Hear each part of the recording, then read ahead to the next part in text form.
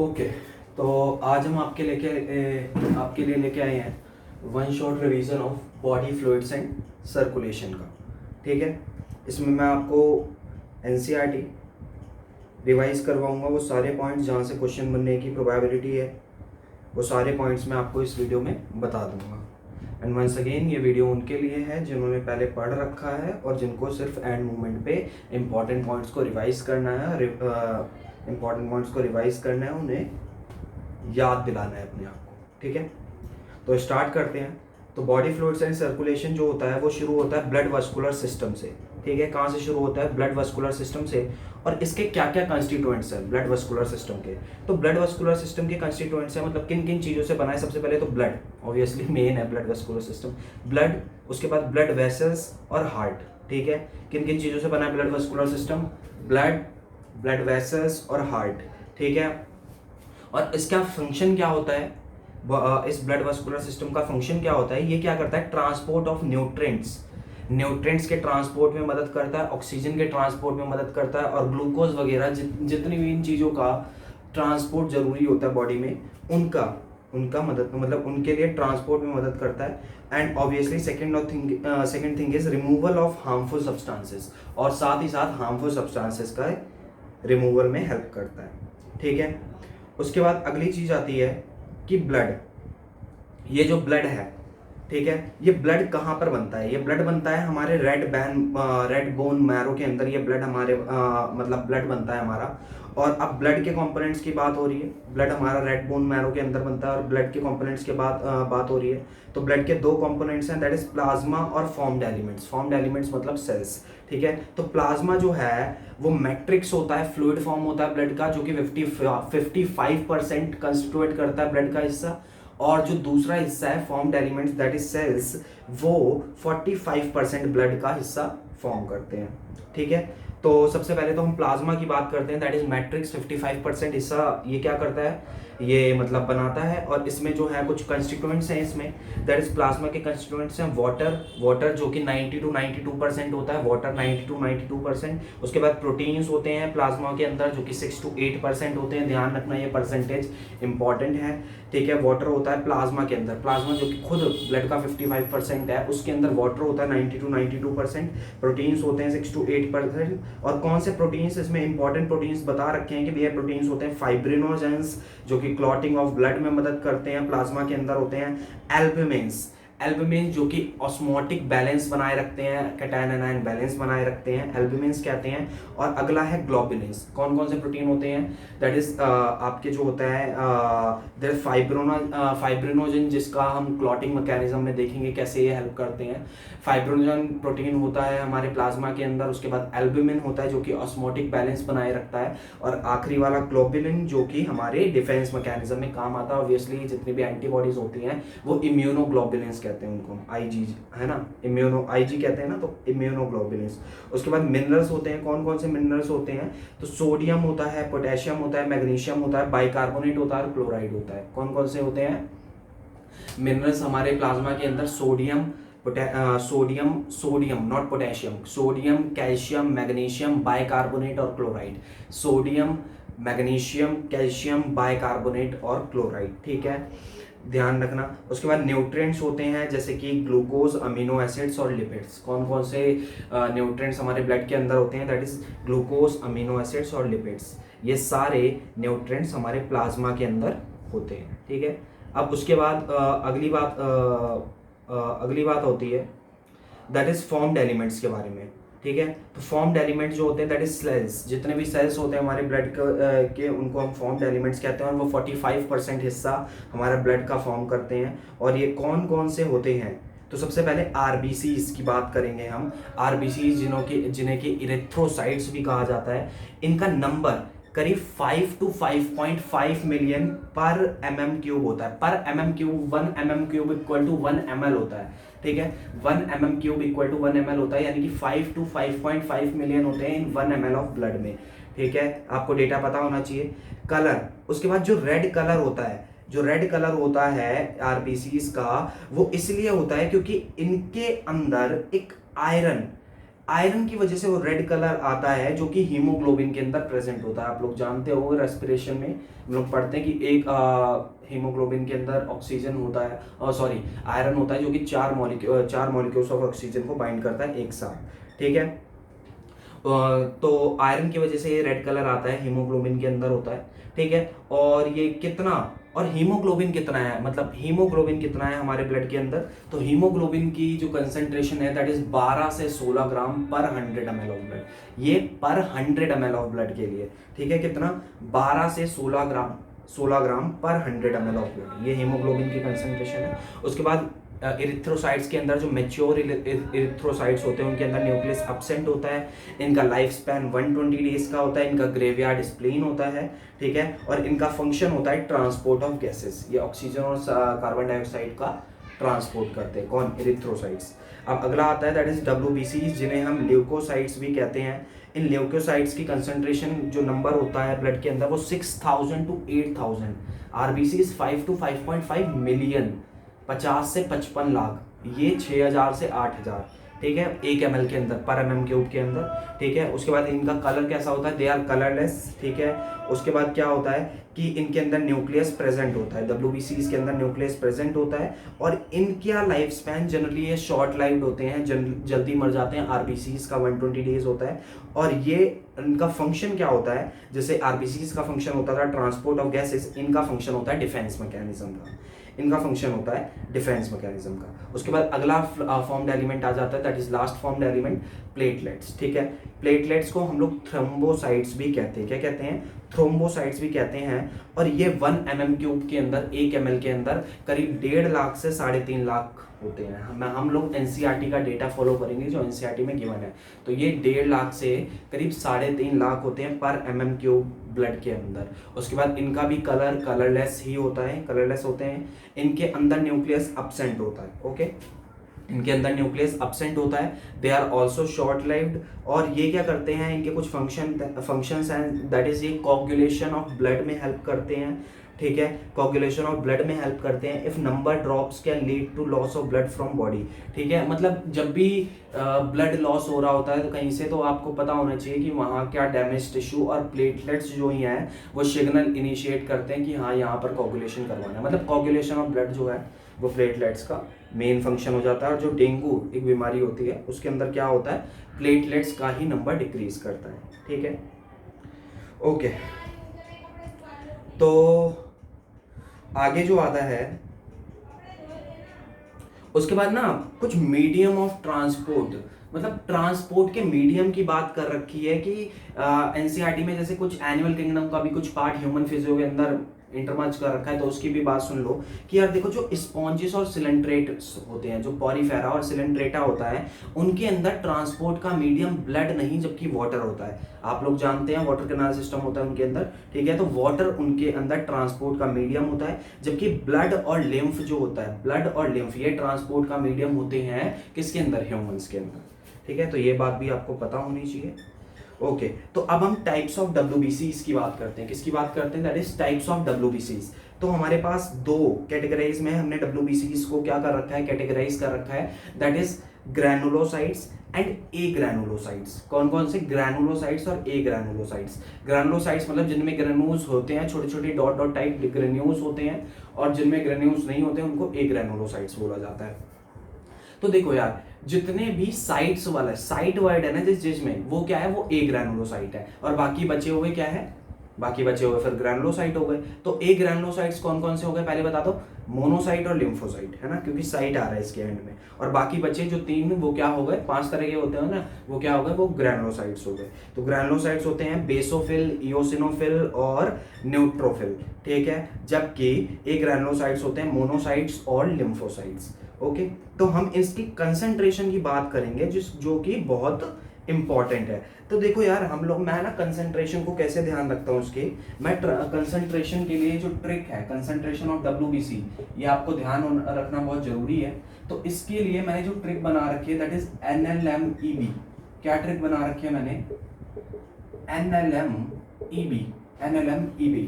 तो NLMEB ये concentration wise इसका ऑर्डर है कि सबसे ज्यादा होते हैं WBC में न्यूट्रोफिल, फिर होते हैं लिम्फोसाइट्स, फिर होते हैं लिम्फोसाइट्स, फिर होते हैं मोनोसाइट्स,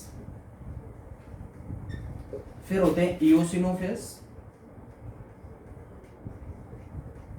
और फिर लास्ट में होते हैं सबसे बेसोफिल्स। ठीक है, सबसे लास्ट में कौन होते हैं? That is basophils.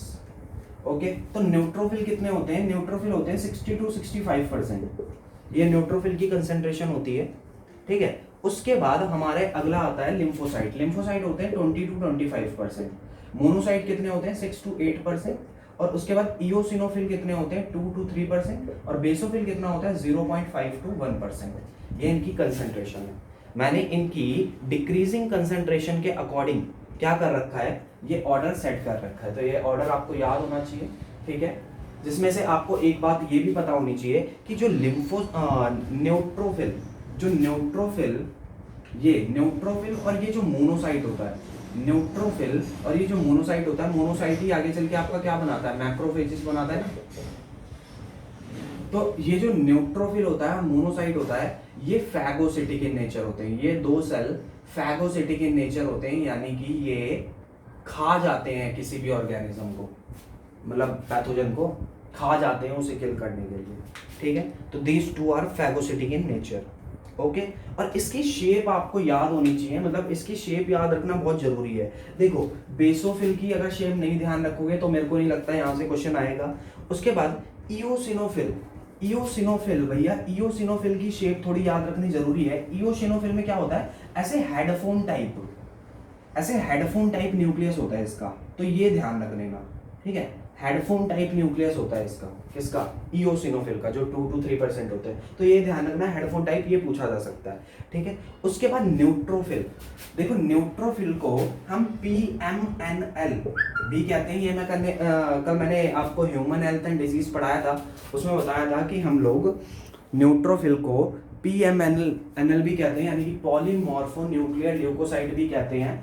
क्यों कहते हैं पॉलीमॉर्फो न्यूक्लियर ल्यूकोसाइट? क्योंकि ना इसके न्यूक्लियस की बहुत सारी शेप्स होती हैं, मतलब बहुत सारी तरीके से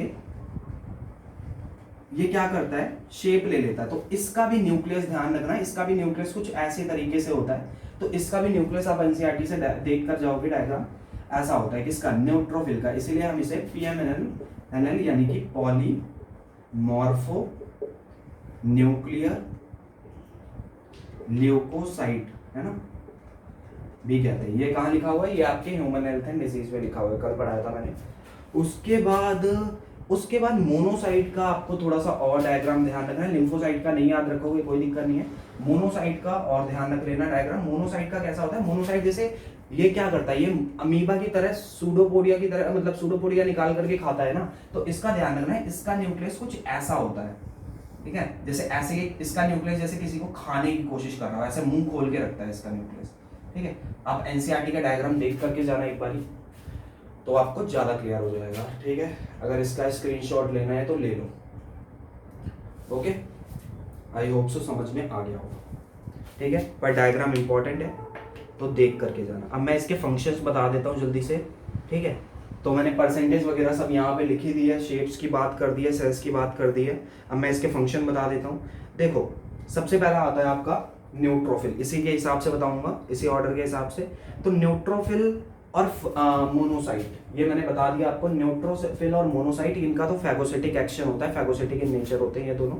उसके बाद आता है एल, यानी कि लिम्फोसाइट। तो लिम्फोसाइट आप जानते हो कि ये डिफेंस मैकेनिज्म में मदद करते हैं, ये immune system of the body में हेल्प करते हैं। कौन? Lymphocyte, B lymphocyte, T lymphocyte. ठीक है, उसके बाद हमारा अगला आता है दैट इज मोनोसाइट, मैंने बता दिया फैगोसिटिक एक्शन। फिर इओसिनोफिल। तो इओसिनोफिल के बारे में आपको ध्यान रखना है कि ये तो इन्फेक्शन रेजिस्ट करने में मदद करते हैं। 2-3 काम लिखे हुए हैं एनसीईआरटी में। तो रेजिस्टेंट मतलब इन्फेक्शन रेजिस्ट करने में मदद करते हैं। और दूसरा काम जो एनसीईआरटी लिखती है कि ये एलर्जिक रिएक्शंस के लिए रिस्पॉन्सिबल होते हैं। कौन? इओसिनोफिल्स, कि ये एलर्जिक रिएक्शंस के साथ एसोसिएटेड होते हैं। कौन? इओसिनोफिल्स। ध्यान से सुन लो, इन्फेक्शंस रेजिस्ट करने में मदद करते हैं और एलर्जिक रिएक्शंस के साथ एसोसिएटेड होते हैं इओसिनोफिल्स। और लास्ट आता है basophil, that is 0.5 to 0.1%, 0.5 to 1% होती है इनकी कंसंट्रेशन। ये इन्फ्लामेटरी जितनी भी सूजन वाली रिएक्शंस होती हैं उनमें ये इन्वॉल्व होते हैं, कौन, बेसोफिल्स। ठीक है, तो ये मैंने आपको इसके फंक्शंस भी बता दिए। उसके बाद आरबीसी की आपको शेप पता होनी चाहिए कि ये क्या होती है। ज्यादातर मैमल्स के अंदर ये बाइकॉनकेव होती है, ठीक है, बाइकॉनकेव होती है। और ये आरबीसी ई न्यूक्लिएटेड होता है, क्योंकि इसके अंदर न्यूक्लियस एब्सेंट होता है इसलिए ई न्यूक्लिएटेड भी बोलते हैं। ठीक है, उसके बाद प्लेटलेट्स जो होते हैं, प्लेटलेट्स ना बहुत बड़े सेल के सेल फ्रेगमेंट होते हैं। ये बात भी आपको पता होनी चाहिए कि जो प्लेटलेट होते हैं बहुत बड़े सेल के टुकड़े होते हैं, सेल फ्रेगमेंट्स होते हैं। और उस बड़े वाले सेल को हम लोग मेगा कैरियोसाइट सेल कहते हैं। क्या कहते हैं, मेगा कैरियोसाइट सेल। ठीक है, तो मैं एनसीईआरटी की बातें आपको बताते जा रहा हूँ। उसके बाद ग्रेवयार्ड ऑफ आरबीसी आपको बता दिया था मैंने, स्प्लीन के कहते हैं। ठीक है, फिल्टर ऑफ आरबीसी भी कहते हैं, सॉरी फिल्टर ऑफ ब्लड भी यहीं पर ही होता है स्प्लीन के अंदर, ग्रेवयार्ड ऑफ आरबीसी। और हम कह सकते हैं स्टोरेज ऑफ आरबीसी भी मतलब यही होता है। ठीक है, तो ये मैंने स्प्लीन के बारे में आपको इंफॉर्मेशन दे दी। और आपको पता होना चाहिए कि बेसोफिल्स कुछ केमिकल्स रिलीज करता है। जो बेसोफिल होता है ना, ये बेसोफिल कुछ केमिकल्स रिलीज करता है। उन केमिकल्स के बारे में आपको पता होनी चाहिए, दैट इज हिपैरिन। ठीक है, heparin, histamine and serotonin. Heparin, heparin, histamine and serotonin. ठीक है, यह आपको पता होनी चाहिए। हिपैरिन, हिस्टामिन और सेरोटोनिन, ये तीन केमिकल्स रिलीज करता है कौन, आपका बेसोफिल। हिपैरिन, हिस्टामिन और सेरोटोनिन। हेपारिन, हिस्टामिन और सेरोटोनिन, ये आप केमिकल्स ऐसे बार बार बोल करके याद कीजिए, बिकॉज ये आपके एनसीईआरटी में गिवन है। ठीक है, ओके। अगला आ जाता है हमारा ब्लड क्लॉटिंग मैकेनिज्म, जिसे हम कोगुलेशन भी कहते हैं, कोगुलेशन ऑफ ब्लड भी कहते हैं। तो क्या होता है कि किसी भी इंजरी और ट्रॉमा के रिस्पेंस में क्लॉटिंग करता क्या है, क्लॉटिंग लॉस ऑफ ब्लड को प्रिवेंट करता है बॉडी से। क्लॉटिंग करता क्या है, लॉस ऑफ ब्लड को प्रिवेंट करता है, रोकता है, ताकि बॉडी से ब्लड का लॉस कम से कम हो। ठीक है, अब क्या क्या इवेंट्स होते हैं इसके अंदर। सबसे पहले तो जो इंजर्ड टिश्यू होता है, जहां पर चोट लगती है, इंजर्ड टिश्यू और वहां पर प्रेजेंट प्लेटलेट्स, ब्लड के अंदर जो वहां प्लेटलेट्स प्रेजेंट है और वो इंजर्ड टिश्यू, वो क्या करते हैं, कुछ केमिकल्स रिलीज करते हैं। क्या रिलीज करते हैं, वो कुछ केमिकल्स रिलीज करते हैं, सिग्नल देते हैं कि भैया यहाँ पर क्लॉटिंग का मैकेनिज्म शुरू करो, यहाँ से ब्लड लॉस हो रहा है। तो फिर उसके बाद एक कैस्केड प्रोसेस चालू हो जाता है। एनसीईआरटी ने कैस्केड प्रोसेस बोला है, हमको नहीं जानना कितनी रिएक्शंस होती हैं उसके अंदर। कैस्केड प्रोसेस चालू हो जाता है। कैस्केड प्रोसेस मतलब एक चेन रिएक्शन टाइप शुरू हो जाती है वहां पर। चेन रिएक्शन, जैसे न्यूक्लियर रिएक्शन चेन रिएक्शन होती है ना, वैसे चेन रिएक्शन टाइप शुरू हो जाता है। और वो चेन रिएक्शन क्या करता है, आखिरी में थ्रोम्बोकाइनेज बनाता है। थ्रोम्बोकाइनेज एक एंजाइम का नाम है, एक एंजाइम कॉम्प्लेक्स का नाम है। और ये थ्रोम्बोकाइनेज एक दूसरे एंजाइम दैट इज प्रोथ्रोम्बिन के प्रेजेंस में थ्रोम्बिन में कन्वर्ट होता है। ठीक है, नहीं सॉरी, थ्रोम्बोकाइनेज एक एंजाइम का नाम है। ये थ्रोम्बोकाइनेज क्या करता है, एंजाइम ब्लड में पड़े हुए प्रोथ्रोम्बिन को थ्रोम्बिन में कन्वर्ट करता है। ठीक है, ब्लड में पड़े हुए प्रोथ्रोम्बिन को थ्रोम्बिन में कन्वर्ट करता है थ्रोम्बोकाइनेज एंजाइम। और ये थ्रोम्बिन ब्लड में पड़े हुए फाइब्रिनोजन को, मैंने बताया था ना एक प्रोटीन होता है प्लाज्मा के अंदर पड़ा हुआ फाइब्रिनोजन, जो कि क्लॉटिंग ऑफ ब्लड में मदद करता है। तो ये उस इनएक्टिव प्रोटीन फाइब्रिनोजन को फाइब्रिन में कन्वर्ट करता है, कौन, थ्रोम्बिन। ठीक है, थ्रोम्बोकाइनेज प्रोथ्रोम्बिन को थ्रोम्बिन में कन्वर्ट करता है और थ्रोम्बिन फाइब्रिनोजन को फाइब्रिन में कन्वर्ट करता है। ठीक है, और ये फाइब्रिन ब्लड एलिमेंट्स के साथ, फॉर्म्ड एलिमेंट्स के साथ, सॉरी, और ये फाइब्रिन वहां पर ऐसे करके गुच्छा बना लेते हैं। ये जो फाइबर्स वहां पर क्या बना लेते हैं, ऐसे गुच्छा बना लेते हैं। और इन फाइबर्स के अंदर आपके ब्लड सेल्स आकर के फंस जाते हैं। ये ब्लड सेल्स आकर के वहां क्या करते हैं, सॉरी, ब्लड सेल्स आकर के वहां उस फाइब्रिन के अंदर मतलब फंस जाते हैं। तो ये जो फाइब्रिन है और formed elements, entangled formed elements कहते हैं। एंटेंगल्ड मतलब फंसे हुए, फॉर्म्ड एलिमेंट्स ये क्या करते हैं, कोगुलम फॉर्म करते हैं। तो आपसे कोई पूछेगा यार कोगुलम कौन फॉर्म करता है, अरे कोगुलम होता क्या है, पहले तो ये बताओ। कोगुलम यार एक रेडिश ब्राउन क्लॉट होता है। जब आपकी कहीं क्लॉटिंग शुरू हो जाती है तो वहां एक रेडिश ब्राउन कलर का एक क्लॉट, खाल सी आनी शुरू हो जाती है, उसको हम कोगुलम कहते हैं। तो वो कोगुलम कौन बनाता है, वो आपका बनाता है fibrin plus entangled blood cells. Entangled मतलब जो उसमें फंस गए हैं, जो उन फाइबर्स में फंस गए हैं, एंटेंगल्ड ब्लड सेल्स। ठीक है, तो आई होप सो आपको क्लॉटिंग ऑफ ब्लड का मैकेनिज्म आ गया होगा। मैं फिर से एक बार रिवाइज करवा देता हूँ। देखो क्या हुआ, सबसे पहले तो इंजर्ड टिश्यू और वहाँ पर प्रेजेंट प्लेटलेट्स ने कुछ केमिकल्स रिलीज किए, उन केमिकल्स ने एक कैस्केड प्रोसेस को शुरू किया। उस कैस्केड प्रोसेस के तहत एक एंजाइम बना, दैट इज थ्रोम्बोकाइनेज। उस थ्रोम्बोकाइनेज ने वहाँ ब्लड में पड़े हुए, प्लाज्मा में पड़े हुए प्रोथ्रोम्बिन को थ्रोम्बिन में कन्वर्ट किया, और उस थ्रोम्बिन ने फाइब्रिनोजन को फाइब्रिन में कन्वर्ट किया, और उस फाइब्रिन ने फिर आगे जाके क्या किया, मतलब वहां पर एक गुच्छा सा बना लिया, जाल सा बना लिया, और उसमें फिर ब्लड सेल्स एंटेंगल्ड हो गए, फंस गए, और उसने फिर कोगुलम फॉर्म कर लिया। ठीक है, कोगुलम बना लिया। और इसमें बेटा एक बड़ा इंपॉर्टेंट आयन इन्वॉल्व होता है इस कोगुलेशन ऑफ ब्लड में। दोनों ही स्टेप में एक्चुअली इन्वॉल्व होता है। एनसीईआरटी में लिखा नहीं है, पर उसमें लाइन दे रखी है कि कैल्शियम आयन जो होता है वो इन्वॉल्व होता है। तो जब थ्रोम्बिन से प्रोथ्रोम्बिन से थ्रोम्बिन में कन्वर्जन होता है, और जब फाइब्रिनोजन से फाइब्रिन में कन्वर्जन होता है, तो दोनों ही वक्त कैल्शियम आयन भी इसमें मदद करता है। ठीक है, कौन मदद करता है? कैल्शियम आयन भी इसमें मदद करता है। तो आपको ये ध्यान रखनी है। ठीक है, उसके बाद एक बात आपको पता होनी चाहिए कि बच्चे क्लॉटिंग फैक्टर्स जो होते हैं ब्लड के, वो इनएक्टिव फॉर्म में उसमें पड़े होते हैं, वो हमेशा एक्टिवेटेड नहीं होते, वो शुरू में इनएक्टिव फॉर्म में पड़े होते हैं। किसके अंदर? ब्लड के अंदर। ठीक है, उसके बाद एनसीईआरटी ने थोड़ी जानकारी ब्लड वेसल्स के बारे में दी है। तो ब्लड वेसल्स हम लोग देख लेते हैं कि ब्लड वेसल्स मतलब जो ब्लड की वॉल है उसकी कुछ लेयर्स हैं। ब्लड वेसल की जो वॉल है उसकी कुछ लेयर्स हैं। तो उसकी 3 लेयर्स हैं एक्चुअली। 3 लेयर्स कौन कौन सी? ट्यूनिका एक्सटर्ना, ट्यूनिका मीडिया और ट्यूनिका इंटीमा। ये 3 उसकी क्या है? ये 3 उसकी लेयर्स हैं। कौन कौन सी? Tunica externa, tunica media and tunica intima. ठीक है, ट्यूनिका एक्सटर्ना जो होती है वो आउटर मोस्ट लेयर होती है, ट्यूनिका मीडिया मिडल लेयर होती है, and tunica intima inner most layer होती है। ठीक है, मैंने क्या बोला? Tunica externa outer most layer होती है, ट्यूनिका मीडिया मिडल लेयर होती है, और tunica intima inner most layer होती है। और ट्यूनिका एक्सटर्ना की क्या क्या कंपोजिशन होती है? इसकी कंपोजिशन होती है फाइब्रस कनेक्टिव टिश्यू से बनी होती है आपकी ट्यूनिका एक्सटर्ना। ट्यूनिका एक्सटर्ना किस किस से बनी होती है? फाइब्रस कनेक्टिव टिश्यू से और कोलाजन फाइबर से। किस किस से बनी होती है आपकी tunica externa? Fibrous connective tissue से और कोलाजन फाइबर से। ये आपकी ट्यूनिका, इससे ट्यूनिका एक्सटर्ना बनी होती है। उसके बाद ट्यूनिका मीडिया, ट्यूनिका मीडिया ये मिडल लेयर होती है, ये स्मूथ मसल और इलास्टिक फाइबर से बनी होती है। ये आपको ध्यान रखने हैं, लर्न करने हैं, आपको पता होना चाहिए। मैं दो बारी खुद बोल देता हूँ। मैंने क्या बोला? Tunica externa fibrous connective tissue और कोलाजन फाइबर से बनी होती है।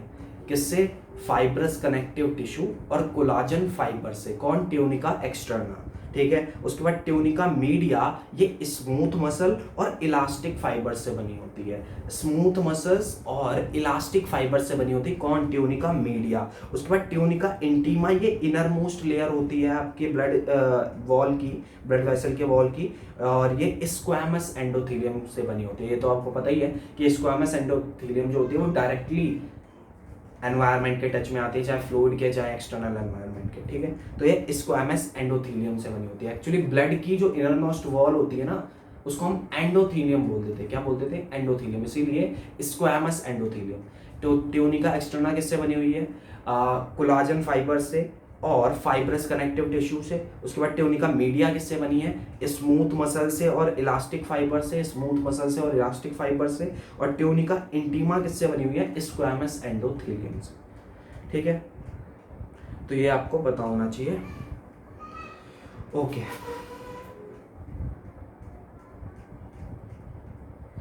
उसके बाद थोड़ी सी बात आपको और पता होनी चाहिए, दैट इज आर्टरी का। आर्टरी जो होती है, आर्टरी थिक होती है, आर्टरी थिक होती है और पतली। यानी कि आर्टरी जो होती है वो मोटी होती है, थिक होती है थोड़ी, और नैरो यानी कि पतली होती है। जबकि वेन क्या होती है? वेन थिन होती है, पतली होती है, और वाइड मतलब चौड़ी होती है। ये बात आपको पता होनी चाहिए। ठीक है, वेन जो होती है वो थिन होती है और वाइड होती है, पतली होती है पर चौड़ी होती है। जबकि आर्टरी थिक होती है, मोटी होती है, पर पतली, नैरो होती है। ठीक है, ओके, तो ये आपको पता होना चाहिए। उसके बाद जो अगली बात आती है इसमें, दैट इज वो ब्लड ग्रुपिंग की आ जाती है। ठीक है, वो आ जाती है ब्लड ग्रुपिंग।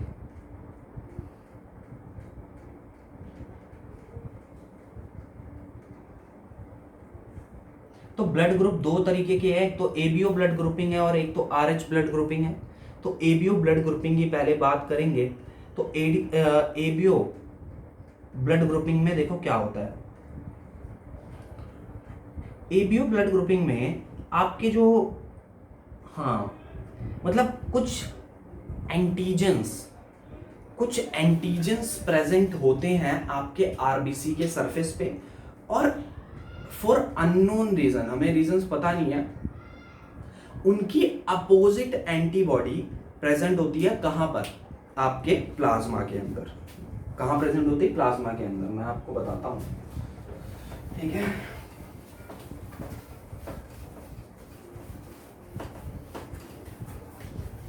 जैसे देखो,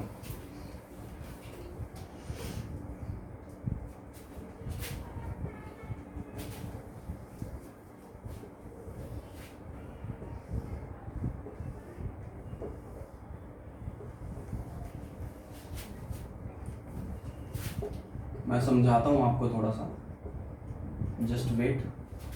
ये this is blood group, antigen on RBC और antibodies in plasma and donor's blood group. ठीक है, तो देखो यार, चार तरीके के ब्लड ग्रुप्स होते हैं, ए बी, ए बी और ओ। ठीक है, चार तरीके के ब्लड ग्रुप। ये हम एबीओ ब्लड ग्रुपिंग पढ़ रहे हैं, एबीओ ब्लड ग्रुपिंग कहते हैं इसको हम लोग।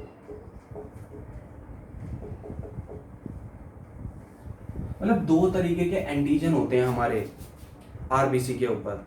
एक तो होते हैं ये एबीओ वाले ब्लड मतलब एंटीजन, और दूसरे होते हैं आरएच एंटीजन। इसी तरह मतलब इसीलिए दो कैटेगरीज में हमारी ब्लड ग्रुपिंग को कैटेगराइज किया गया हुआ है, एक तो आरएच ग्रुपिंग और दूसरी एबीओ ग्रुपिंग।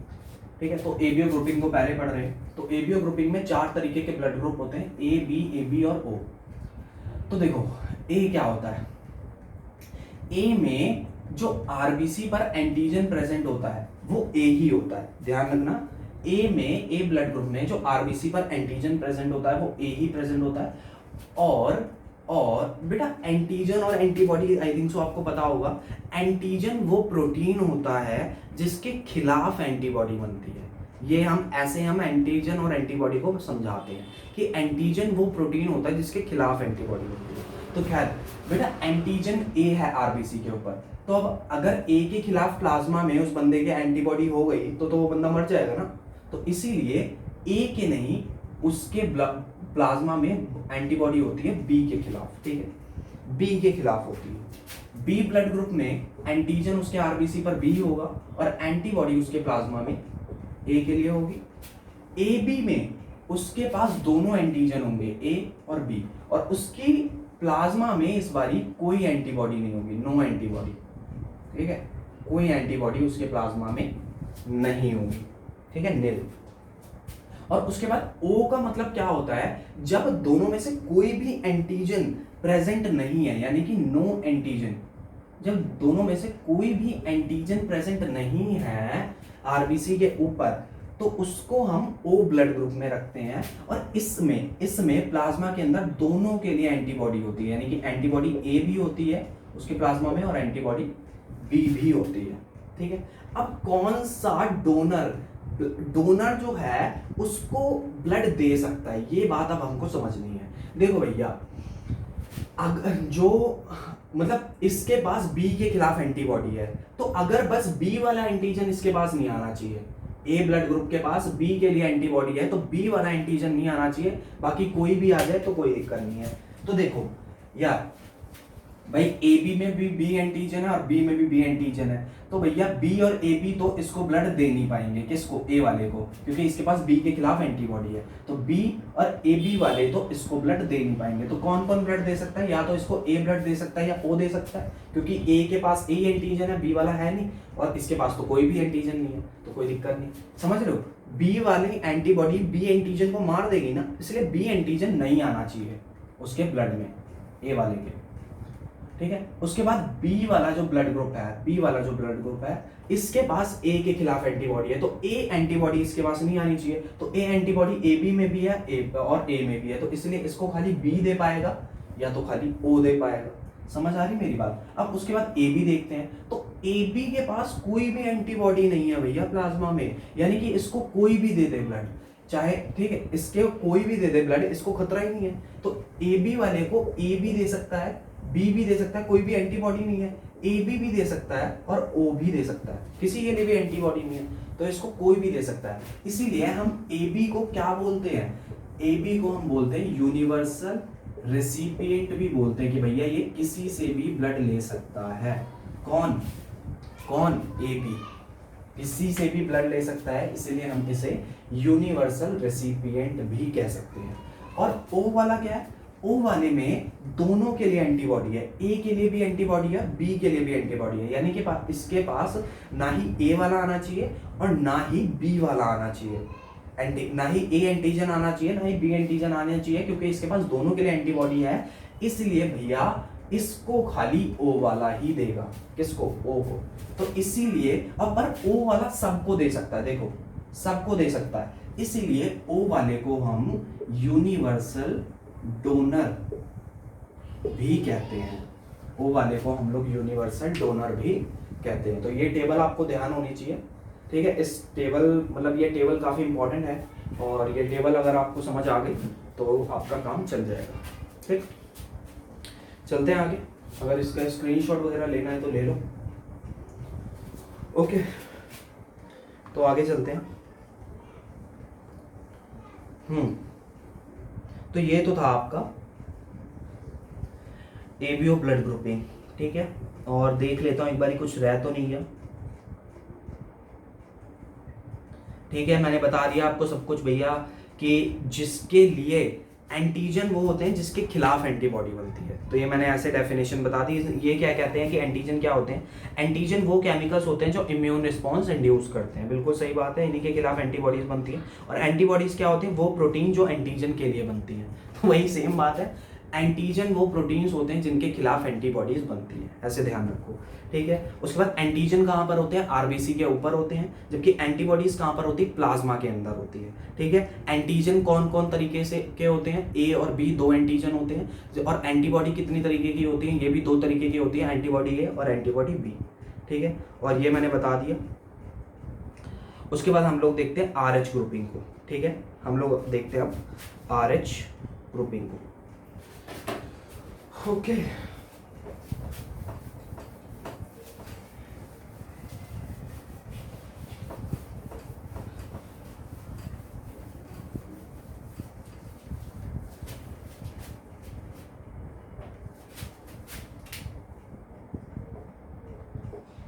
अब ये आर एच ग्रुपिंग, देखो यार आर एच ग्रुपिंग में क्या है कि ये कहता है कि एक रेसस मंकी था, उससे ये एंटीजन शायद आया हुआ है, ठीक है, सही है या गलत है, पर रेसस मंकी में भी ऐसा एंटीजन पाया जाता है, ये बात तो है, ठीक है। तो खैर वो एंटीजन अगर आरबीसी के ऊपर है, अगर वो एंटीजन आरबीसी के ऊपर है, तो हम कहते हैं भैया वो आर एच पॉजिटिव है, ठीक है। आर एच फैक्टर कहते हैं वैसे इसको आर एच फैक्टर या आर एच एंटीजन कुछ भी कह लो, कि अगर आर एच फैक्टर आरबीसी के ऊपर प्रेजेंट है तो हम उसको कहेंगे आर एच पॉजिटिव, और अगर आर एच फैक्टर आरबीसी के ऊपर प्रेजेंट नहीं है तो हम उसको कहेंगे आर एच नेगेटिव। समझ आ रही मेरी बात। तो और एक बात और बता रखी है एनसीईआरटी ने कि 80% ऑफ ह्यूमंस जो होते हैं वो आर एच पॉजिटिव होते हैं, यानी कि उनके ऊपर आर एच एंटीजन होता है, ठीक है। ये भी एनसीईआरटी बात कहती है। तो अब आर एच एंटीजन को तो में तो बस इतना ही समझना था, ठीक है। और एक बात और कि ब्लड ट्रांसफ्यूजन से पहले दोनों कंपैटिबिलिटी देखी जाती है, एबीओ कंपैटिबिलिटी भी देखी जाती है और आरएच कंपैटिबिलिटी भी देखी जाती है। समझ आ रही मेरी बात? दोनों कंपैटिबिलिटी देखी जाती हैं ब्लड ग्रुपिंग से पहले। अदरवाइज क्या हो जाता है, अगर नहीं देखोगे तो क्लम्पिंग ऑफ आरबीसी हो जाएगा। क्लम्पिंग ऑफ आरबीसी मतलब ना आरबीसी की एक रिएक्शन हो जाएगी और उस रिएक्शन से आरबीसी फट जाएगा, क्लम्प हो जाएगा, कुछ ऐसा समझ लो आप, ठीक है, बुरा हाल हो जाएगा आरबीसी का, तो इसे क्लम्पिंग ऑफ आरबीसी कहते हैं। इसलिए ये हम इस क्लम्पिंग ऑफ आरबीसी रिएक्शन को रोकने के लिए हम आरएच कंपैटिबिलिटी और एबीओ कंपैटिबिलिटी दोनों ही चेक करते हैं ब्लड ट्रांसफ्यूजन से पहले, ठीक है, डोनर और रेसिपिएंट का।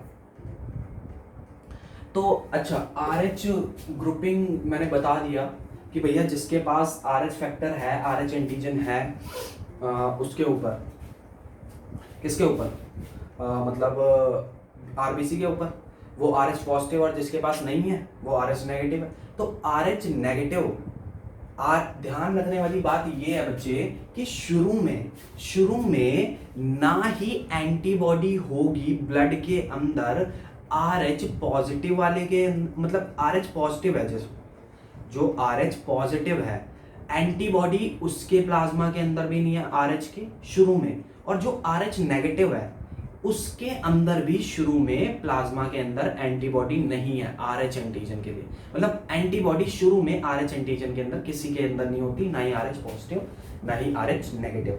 और एक बात और कि बच्चे, अब जब हमने आरएच ग्रुपिंग और वो जो एबीओ ग्रुपिंग पढ़ लिया है, तो दोनों को मिला करके एक बारी हम लोग रेसिपिएंट और डोनर देख लेते हैं। तो एबी पॉजिटिव जो होता है, देखो कैसे तो आप जानने का टाइम नहीं है, आप खाली याद ध्यान रखो, एबी पॉजिटिव, पॉजिटिव इसीलिए लगाया, पॉजिटिव का मतलब आरएच पॉजिटिव होगा ये, कि एबी पॉजिटिव जो होता है वो यूनिवर्सल रेसिपिएंट होता है, ठीक है, एबी पॉजिटिव जो होता है वो यूनिवर्सल रेसिपिएंट होता है, और ओ नेगेटिव जो होता है, ओ नेगेटिव जो होता है वो यूनिवर्सल डोनर होता है। आप ये दो बातें और ध्यान रखना, ठीक है, एबी पॉजिटिव जो होता है वो यूनिवर्सल रेसिपिएंट होता है, जबकि ओ नेगेटिव जो होता है वो यूनिवर्सल डोनर होता है। दो बातें और ध्यान रखोगे।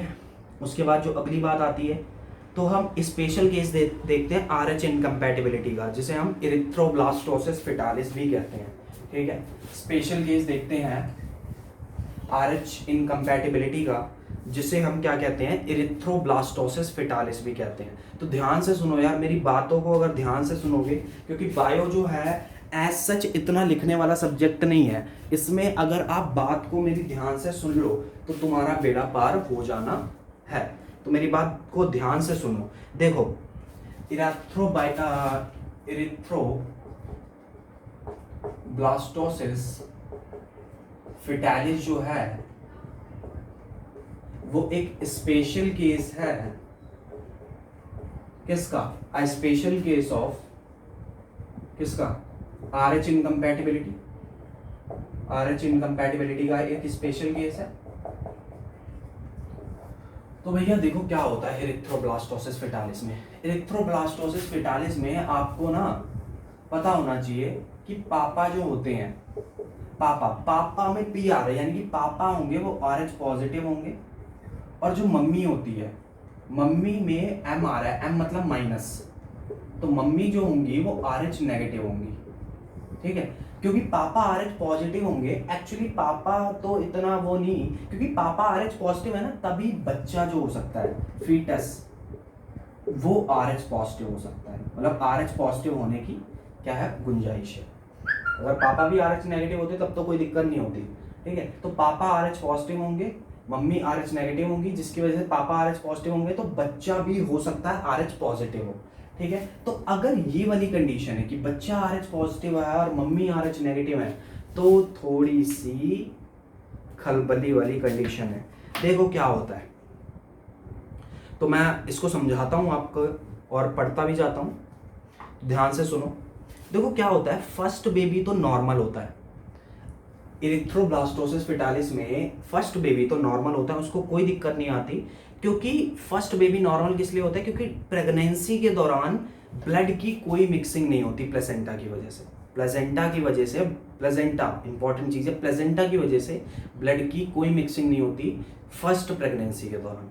पर जब डिलीवरी हो रही होती है बेबी की, during the delivery of baby, तब एक चांस होता है कि बच्चे का और माँ का ब्लड मिक्स कर जाए, बच्चे का और माँ का ब्लड मिक्स कर जाए। तो बच्चा है RH पॉजिटिव और माँ है RH नेगेटिव, तो यानी कि, और मैंने बताया था शुरू में तो किसी के पास RH के खिलाफ एंटीबॉडी नहीं है, पर एक बारी अगर माँ के ब्लड के पास RH एंटीजन, माँ के ब्लड को RH एंटीजन दिख गया, तो माँ का ब्लड क्या करेगा, RH एंटीजन के खिलाफ एंटीबॉडी बना लेगा, RH एंटीजन के खिलाफ एंटीबॉडी बना लेगा। समझ रहे हो मेरी बात? RH एंटीजन के खिलाफ एंटीबॉडी बना लेगा, मतलब RH एंटीबॉडीज बना लेगा,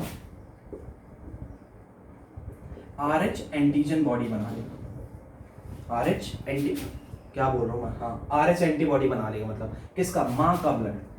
क्योंकि मिक्सिंग जब हो जाएगी तो माँ के ब्लड के कांटेक्ट में जब बच्चे का ब्लड आ जाएगा कांटेक्ट में, और बच्चे के ब्लड में RH फैक्टर था, तो वो उस RH एंटीजन की वजह से, RH फैक्टर की वजह से माँ का ब्लड RH एंटीबॉडी अपने अंदर क्या कर लेगा, बना लेगा, ये RH एंटीबॉडी अपने अंदर बना लेगा।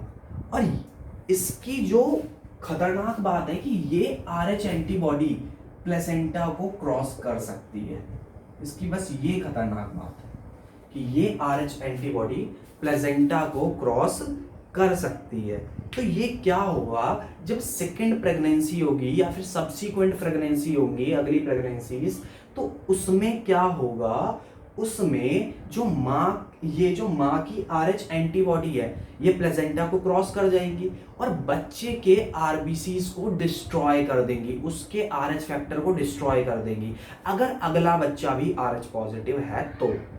और इसीलिए जो अगला बच्चा होगा उसके अंदर RBC की कमी हो जाएगी, और वो बच्चे को हो सकता है जब पैदा हो, डिलीवरी हो, तो वो अनीमिक बच्चा हो या उसे जॉन्डिस यानी कि पीलिया हो जाए। ये RBC से रिलेटेड बीमारी है, ठीक है, जॉन्डिस हो जाए, पीलिया, या फिर अनीमिक बच्चा हो ये, ठीक है, ये होता है एरिथ्रोब्लास्टोसिस फेटालिस में, और हो सकता है कि उस बच्चे की डेथ भी हो जाए, ठीक है, डेथ भी हो जाए। तो ये एरिथ्रोब्लास्टोसिस फेटालिस मतलब ये इस तरीके का एक RH इनकम्पैटिबिलिटी का केस है। तो जल्दी से रिवाइज करते हैं।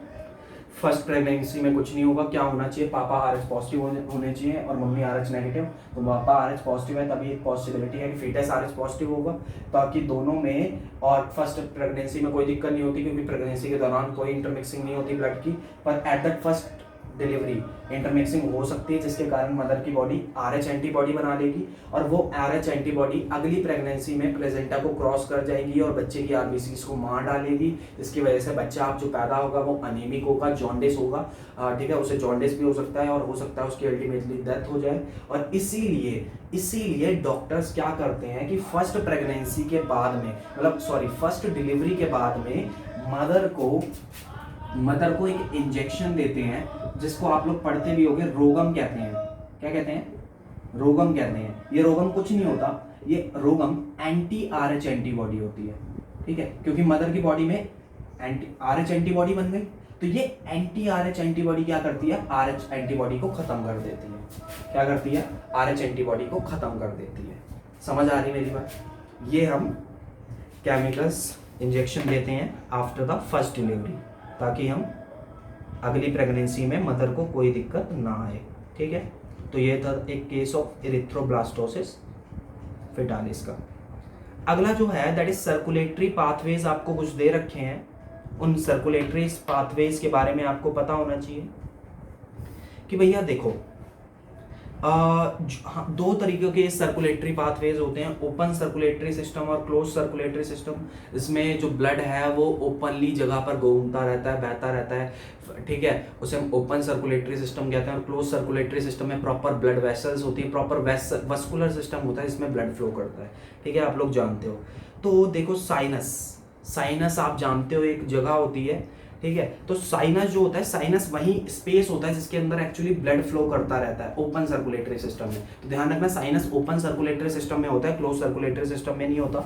उसके बाद ब्लड फ्लो का रेगुलेशन ओपन सर्कुलेटरी सिस्टम में नहीं किया जा सकता, इम्प्रिसाइज होता है, जबकि क्लोज्ड सर्कुलेटरी सिस्टम में किया जा सकता है, उसका ब्लड फ्लो को कंट्रोल किया जा सकता है। तो इसलिए क्लोज सर्कुलेटरी सिस्टम में मतलब कंट्रोल करना ईजी है।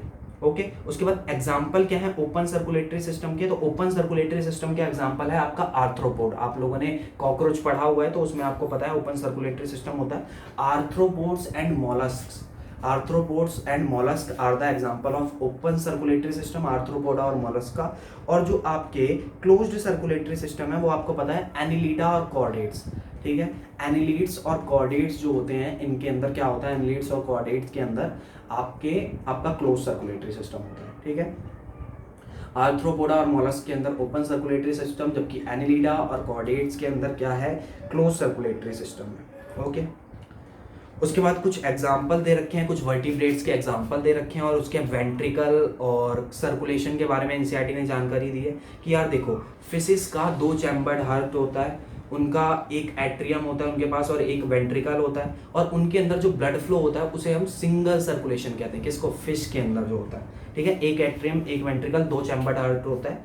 ठीक है, सिंगल सर्कुलेशन कहते हैं। और एम्फीबियंस और मोस्ट ऑफ द रेप्टाइल्स के अंदर, एम्फीबियंस और मोस्ट ऑफ द रेप्टाइल्स के अंदर 2 एट्रियम होते हैं और एक वेंट्रिकल होता है, यानी कि एम्फीबियंस और ज़्यादातर रेप्टाइल्स क्यों, क्योंकि इसका एक रेप्टाइल का एक एक्सेप्शन है क्रोकोडाइल, उसके अंदर 4 चैम्बर्ड होता है।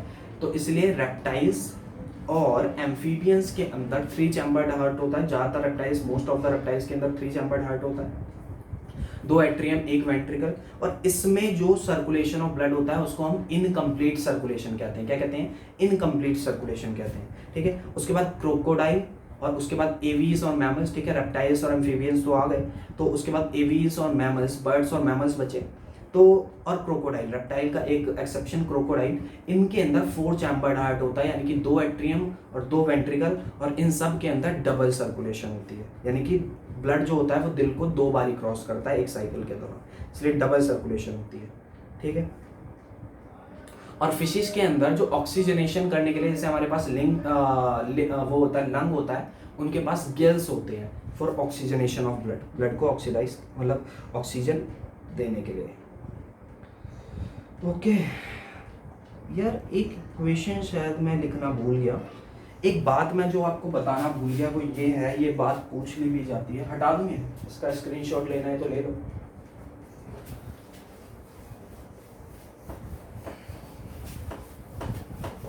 देखो भाई, इसमें एक बात आपको ध्यान रखनी, क्लॉटिंग ऑफ ब्लड में बताना था एक्चुअली मेरे को, पर यहाँ सुन लो, कोई बात नहीं, रिवीजन कोर्स है। क्लॉटिंग ऑफ ब्लड कि प्लाज्मा में से, अगर प्लाज्मा में से क्लॉटिंग फैक्टर्स निकाल दो, प्लाज्मा में से क्लॉटिंग फैक्टर्स निकाल दो तो उसको हम सीरम बोलते हैं। ध्यान रखना इस बात को, प्लाज्मा में से अगर आप क्लॉटिंग फैक्टर्स को निकाल दो तो उसको हम सीरम बोलते हैं। इस इक्वेशन को थोड़ा और मॉडिफाई करके लिखा जा सकता है कि प्लाज्मा को हम क्या लिख सकते हैं, blood minus formed elements, blood minus formed elements minus clotting factor equal to serum. तो ये इक्वेशन आपको कई जगह पर ऐसे भी लिखी दिखाई देती है, blood minus formed elements minus common ले लो प्लस क्लॉटिंग फैक्टर्स, मतलब ब्लड में से अगर फॉर्म्ड एलिमेंट्स, सेल्स और क्लॉटिंग फैक्टर्स निकाल दो तो क्या बन जाता है, सीरम बन जाता है। तो ये 2 बातें पता होनी चाहिए कि प्लाज्मा में से या तो क्लॉटिंग फैक्टर हटा दो तो सीरम बन जाएगा, या तो ब्लड में से फॉर्म्ड एलिमेंट्स और क्लॉटिंग फैक्टर्स हटा दो तो सीरम बन जाएगा। ये 2 बातें आपको पता होनी चाहिए। ठीक है, ओके। अगला टॉपिक आता है लिम्फ। तो लिम्फ को हम लोग टिश्यू फ्लूइड भी कहते हैं। क्या कहते हैं लिम्फ को, टिश्यू फ्लूइड भी कहते हैं। ये कलरलेस होता है लिम्फ, ठीक है, टिश्यू फ्लूइड भी कहते हैं लिम्फ को, और ये कलरलेस होता है। उसके बाद क्या होता, क्या एक्चुअली लिम्फ की भी एक इक्वेशन है। लिम्फ की क्या इक्वेशन है, हटा दूं देखो,